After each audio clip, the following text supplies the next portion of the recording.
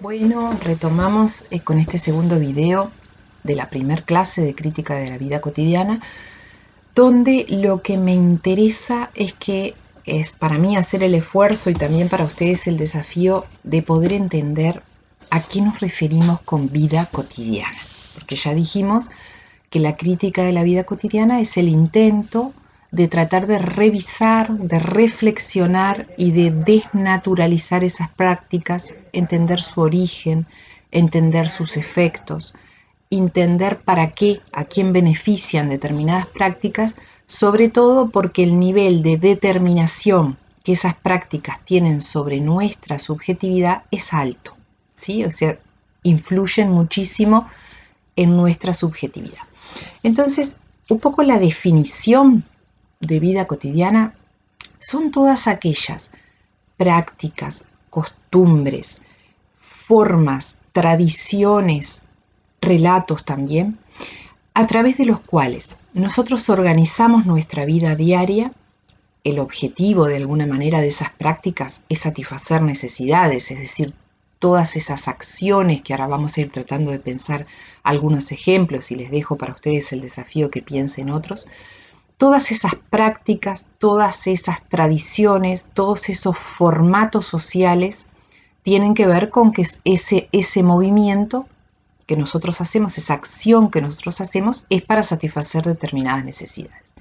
Pero una de las características que tienen esas prácticas es que a lo largo del tiempo y en cada contexto social se van modelizando, es decir, van cada vez siendo más repetitivas y empezamos a perder el sentido de por el cual esas prácticas originariamente las montamos de esa manera. Por lo tanto, sobre esas prácticas en general nosotros no reflexionamos, nosotros entendemos que nuestra vida cotidiana, tanto la que transcurre a nivel familiar, a nivel de pareja, a nivel del estudio, es decir, nuestra inserción en grupos de estudio, de alguna manera en la universidad, en lo que fuera, nuestra incorporación en el ámbito laboral, nuestra relación o nuestras formas de relacionarnos con el grupo de pares, con amigos, con amigas, así como el ámbito más amplio, que sería el ámbito comunitario, es decir, cómo participamos en la vida comunitaria, nosotros tenemos la idea, justamente porque esas prácticas se repiten, tenemos la idea de que siempre fueron así y tendemos a no reflexionar sobre ellas. Entonces, si nosotros hacemos como un ejercicio, simplemente para colocar un ejemplo sencillo, de cómo un hombre, una mujer, una familia, por ejemplo, que vivía en las cavernas en condiciones de extrema precariedad en cuanto al hábitat, cómo organizaba su vida cotidiana, y lo tratamos como de imaginar, de pensar, vamos a ver que tiene enormes diferencias con cómo nosotros organizamos la vida cotidiana moderna y posmoderna, ¿verdad? Entonces ahí nos damos cuenta que eso no es natural, que eso está construido socialmente.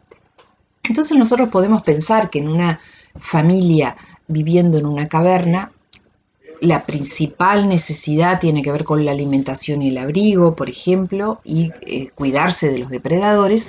Por lo tanto, sus prácticas están centradas en eso. Es decir, las prácticas sería salir a cazar, organizar esa caza, de qué manera, si individual o colectiva, traer la presa, organizar la cocción, la elaboración de ese alimento. Ustedes imaginen las horas y horas que eso lleva en unas condiciones de existencia distintas. Mientras que si nosotros miramos nuestra práctica cotidiana de alimentación, nosotros tenemos como unas tradiciones o una forma de resolver la alimentación que tiene más que ver con abrir el freezer, poner adentro el microondas. Entonces, de alguna manera, este ejemplo tan sencillo nos permite darnos cuenta que esas prácticas tienen que ver con el contexto social, que en un contexto social se generan unas prácticas y en otros contextos se generan otras. ¿Qué cuestiones nos interesa analizar de esas prácticas? Fundamentalmente, tener presente que las hacemos para resolver necesidades y que están ritualizadas, es decir, que las hacemos siempre igual. Y en ese sentido hay tres elementos claves que nosotros tenemos que tener presente a la hora de mirar nuestras prácticas de la vida cotidiana y la vida cotidiana de quienes nos rodean. Un primer elemento es que por esa característica de reiteración cumplen con algunas cuestiones que serían las siguientes. Por un lado, repetir acciones lo que nos permite es tener una sensación de seguridad.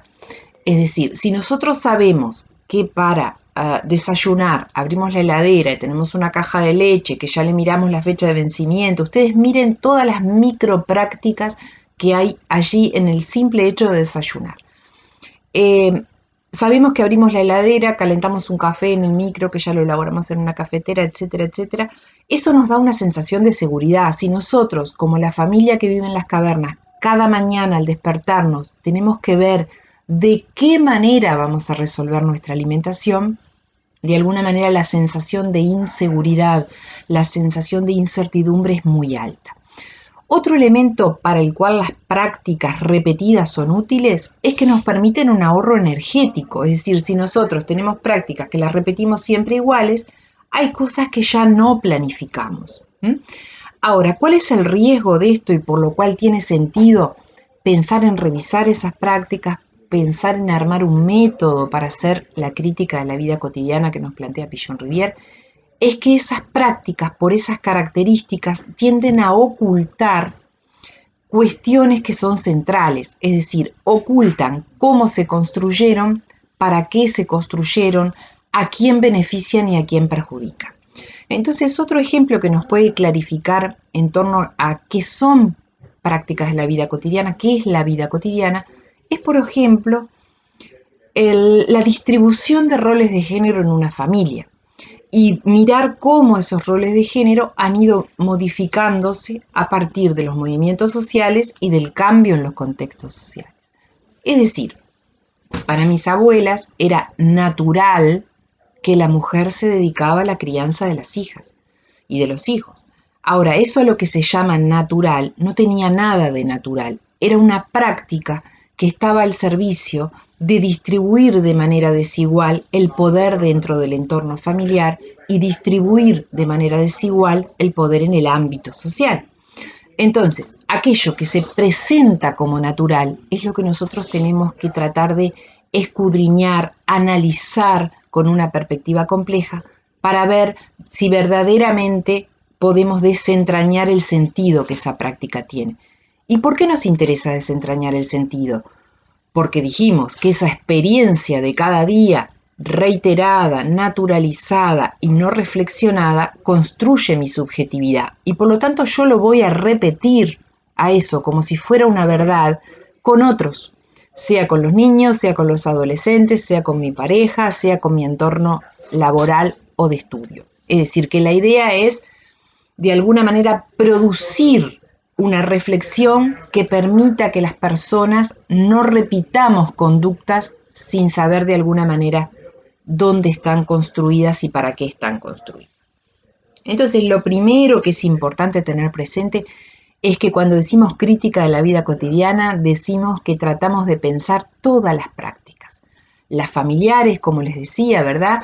Cómo son las pautas de crianza en una casa, cómo se organiza el mantenimiento del hogar, es decir, quién hace los mandados, quién pone la ropa a lavar, quién cocina, y si eso de alguna manera permanece, es inmodificado, va tomando la forma de discurso de verdad, de que esto es así, siempre fue así y es bueno que se haga así.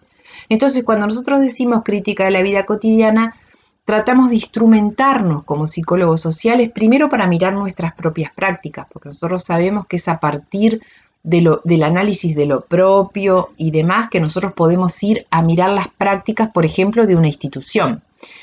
Y ahí les pongo como otro ejemplo que en la próxima clase vamos a tratar de mirar como más al detalle, ejemplos y demás. Por ejemplo, cómo se organiza el proceso educativo en un aula, que ahora está fuertemente impactado porque el proceso educativo está siendo eminentemente virtual, ¿no? Pero si nosotros pensamos cómo se organiza el espacio, cómo se organizan los recreos, cómo está geográficamente o físicamente organizada el aula, todo eso produce una experiencia. Por ejemplo, los niños que se sientan uno al lado del otro en orden alfabético, ¿sí? Se sientan adelante los que empiezan con A y en el fondo los que empiezan con Z. Eso a lo largo del año no se modifica. No hay una reflexión de la institución de por qué utiliza ese dispositivo físico. Produce una subjetividad totalmente distinta a la que seguramente ustedes se pueden ver expuestos o a la que han vivenciado cuando se trabaja en una modalidad grupal, donde las personas se sientan todas alrededor de una mesa, se miran cara a cara, interactúan. Entonces ahí vemos que hay prácticas, es decir, cuestiones que se repiten a lo largo del tiempo, que no se reflexiona sobre para qué sirven y para qué no sirven, sobre cómo impactan la subjetividad de los niños y las niñas, y de alguna manera la invitación de Pillon Rivière a hacer crítica de la vida cotidiana es hacer un análisis de esta perspectiva, es decir, cómo eso que parece que siempre fue así, que es eterno e inamovible, tiene unos efectos sobre las personas que pueden ser muchas veces efectos indeseados, es decir, efectos que producen sufrimiento, malestar, estereotipia y repetición. Entonces, elemento central de la vida cotidiana es esto, se repite siempre igual, no lo reflexionamos y produce de alguna manera nuestra subjetividad, nos produce como personas. Acá hay un concepto que es interesante, que quizás lo he ido mencionando y no lo hemos como mirado en detalle, que es el concepto de subjetividad. Es un concepto relativamente reciente, es decir, no digamos, es hijo o es heredero del concepto de sujeto, que es un concepto anterior en la historia de las ciencias sociales. Es decir, si nosotros hacemos como un rastreo, primero aparece la noción de individuo y la noción de sociedad, como dos cosas muy distintas. Por un lado lo individual y por otro lado lo social. Y ahí cabe como la definición de individuo o de sujeto. Pero de alguna manera la psicología social ha sido muy fuerte en este planteo de que hay una relación de mutua alimentación y retroalimentación entre lo social y lo individual, o entre la sociedad y el sujeto. Y ahí es donde aparece el concepto de subjetividad. El concepto de subjetividad trata de hacer dialogar lo social y lo individual, entender que lo social no es totalmente distinto de lo individual no es totalmente distinto de lo social, sino que en la característica de cada uno y cada una de nosotros va a estar presente en nuestra forma de hacer, sentir y pensar. Nosotros podemos pensar que la subjetividad es nuestro ecro. En ese ecro, en esa subjetividad, van a estar presentes datos del contexto social. Es decir, un poco como decía Pillon, nada hay en el ser humano o en el hombre que no sea producto de la interrelación con los otros, que no sea producto del vínculo. Y acá es donde tiene sentido entonces hacer crítica de la vida cotidiana, donde tiene sentido revisar esas prácticas. Volvemos a lo mismo. ¿Por qué? Porque también esas prácticas de alguna manera nos producen como sujetos y producen un tipo de relaciones particulares, que volvemos a lo mismo. Muchas veces esas relaciones y esa forma de pensar, eso que Barrán decía mentalidad, ahí podemos pensar que eso puede ser la subjetividad, esa mentalidad nos puede producir sufrimiento. ¿Qué es lo que plantea Pillon? Que no se trata únicamente de que uno haga cambios en un proceso terapéutico, de que uno haga cambios individuales, sino que fundamentalmente el cambio de carácter más a largo plazo, a mediano plazo, se va a dar si es posible cambiar esas prácticas, es decir, si es posible cambiar la forma en que resolvemos las necesidades de cada día y cambiarlas en un sentido de mejorarlas, es decir, revisar por qué hago lo que hago cada día, cada hora, por qué se da esa repetición, dónde yo puedo conectar mi necesidad con esa forma de satisfacerla. Y entonces las prácticas que vamos a mirar, ya un poco para cerrar este primer video, serían las prácticas familiares, es decir, mirar cómo son las relaciones de género, cómo es el manejo del cuerpo en el ámbito familiar, cómo es el manejo del diálogo con los niños, cómo son las prácticas de crianza, cómo son las prácticas económicas al interno de una familia. Esas son prácticas de la vida cotidiana. Y esas son las que requieren ser revisadas, requieren ser desnaturalizadas para poder entender el sentido que tienen y la posibilidad de cambiarlas direccionándonos hacia la salud y la creatividad. Bueno, los dejo y las dejo con este video por acá, y en los próximos dos vamos a retomar un poquito en clave de ejemplos y tratando de pensar también la pandemia, el aislamiento desde la crítica de la vida cotidiana. Los saludo y las saludo, hasta pronto.